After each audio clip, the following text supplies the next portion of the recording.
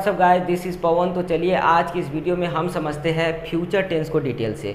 Future tense को समझने के लिए सबसे पहले हमको समझना होगा वर्ब को। जैसा कि किसी भी टेंस को समझने के लिए हम सबसे पहले वर्ब को ही कमांड करते हैं, तभी हम जो है किसी भी टेंस को समझ पाते हैं। तो वर्ब में जहाँ तक हमने आप लोगों को बताया था 5 प्रकार के वर्ब होते हैं, 5 फॉर्म होते हैं वर्ब के।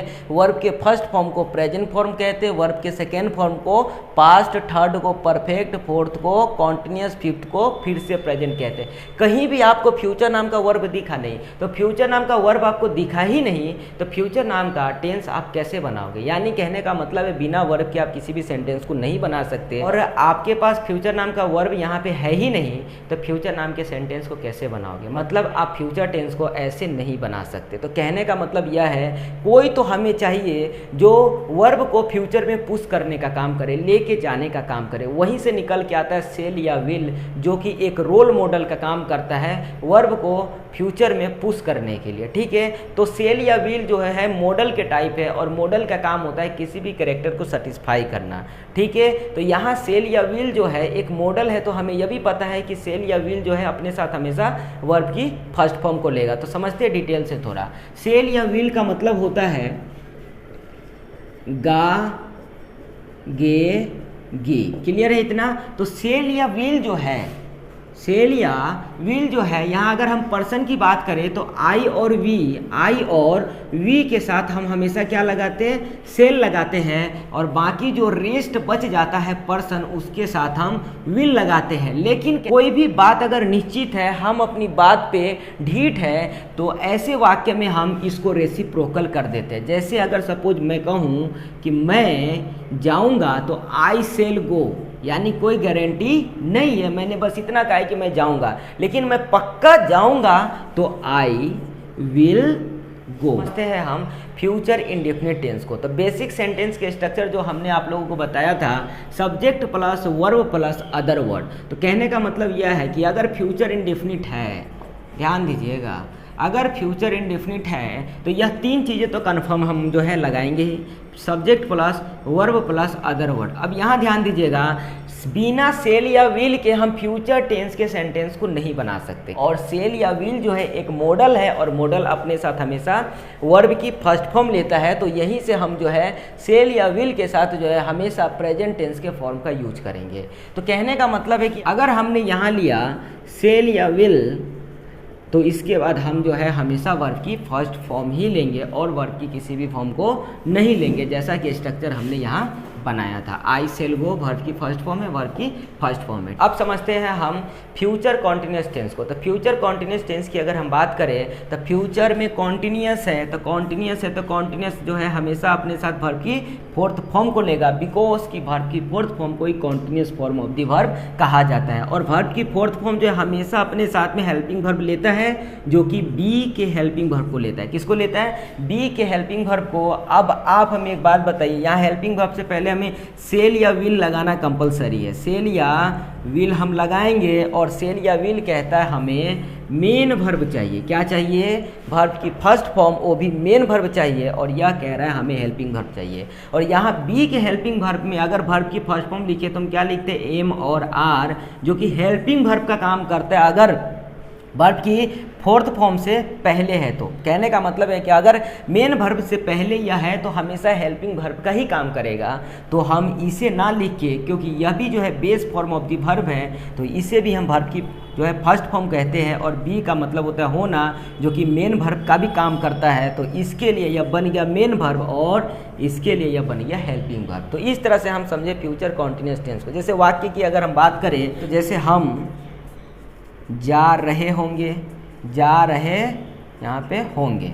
ठीक है, तो वी के साथ सेल लगाना है या विल लगाना है, वो आप लोगों के ऊपर डिपेंड करता है। तो हम यहाँ पे वी के साथ लगा रहे विल, यानी कहने का मतलब है हम पक्का जा रहे होंगे। तो वी विल, उसके बाद क्या लेंगे?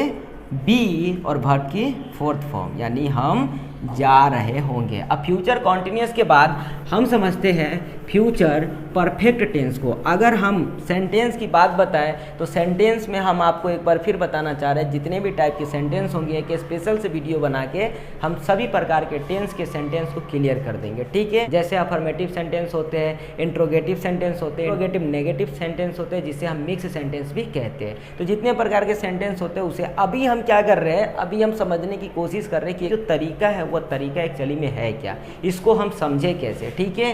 तो अब समझते हैं हम फ्यूचर परफेक्ट टेंस।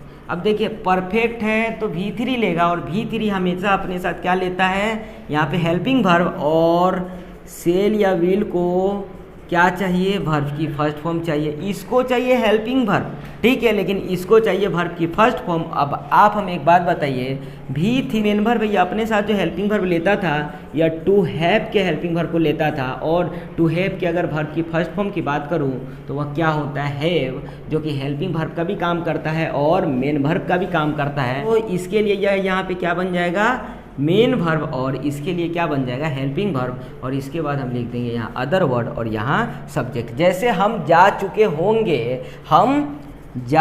होंगे, तो सेल या विल कैसे लगाना है वो हमने आप लोगों को बता दिया था। अब आप ही सेंटेंस बनाओ कि हम जा चुके होंगे कैसे होगा, तो वी सेल क्या लिखेंगे, हैव गॉन, हम जा चुके होंगे। बोलिए समझ में आ रहा है आप लोगों को अच्छे से। तो किसी भी सेंटेंस के स्ट्रक्चर को याद करने के बजाय अगर आप समझो तो किसी भी सेंटेंस को जब आप इंग्लिश की किताब पढ़ोगे तो आप उसको आसानी से समझ जाओगे कि वह किस टेंस में है। अब समझते हैं हम फ्यूचर परफेक्ट कॉन्टिन्यूस टेंस, जो कि काफ़ी इंपॉर्टेंट है ऐसे समझने के लिए। अगर आपने फ्यूचर परफेक्ट कॉन्टिन्यूस टेंस समझ लिया, यानी आपका इस पर कमांड जो है काफ़ी अच्छे से आपने इस पर कमांड कर लिया। तो अब समझते हैं हम फ्यूचर परफेक्ट, जो कि काफ़ी आसान है, मैं बिना रूल रटवाए आप लोगों को यहाँ पे निकाल के दिखाऊंगा। Future perfect continuous. अब आप हमें एक बात बताइए, वर्ब की फोर्थ फॉर्म लगाएंगे कि नहीं अगर कॉन्टिन्यूस है तो, और वर्ब की फोर्थ फॉर्म क्या कहता है, हमें क्या चाहिए, हेल्पिंग वर्ब चाहिए।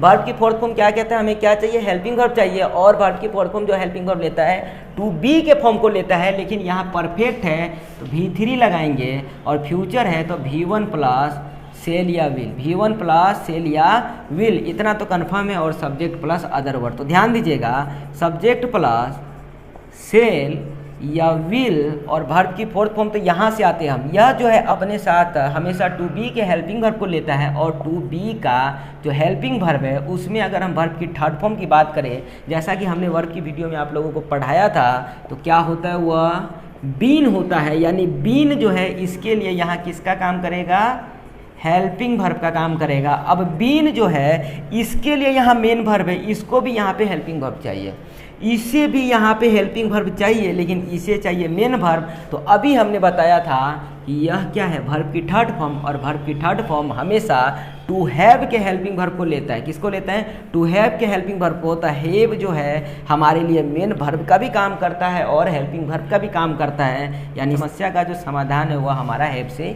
निकल गया। इस तरह से हमने समझा प्रेजेंट परफेक्ट कॉन्टिन्यूअस टेंस को। इसे याद करने के बजाय अगर इसे हम समझ ले तो यह हमारे लिए कितना फ़ायदेमंद चीज़ है। रह गई दूसरी बात सेंटेंस के स्ट्रक्चर की, तो सेंटेंस का जितने भी स्ट्रक्चर होगा, सेंटेंसेस के टाइप होंगे, जो जैसे अफर्मेटिव सेंटेंस जैसा हमने आप लोगों को बताया था। तो अगर आप लोग चाहते हो तो इसको जो है एक डिटेल से एक वीडियो बना के जिसमें सारे रूल को अच्छे से लिख देंगे। इस वीडियो का मोटिव बस हमारा इतना था कि आप फ्यूचर टेंस को डिटेल से समझो कि एक्चुअली फ्यूचर टेंस जो है होता क्या है। ठीक है, तो मिलते हैं नेक्स्ट वीडियो।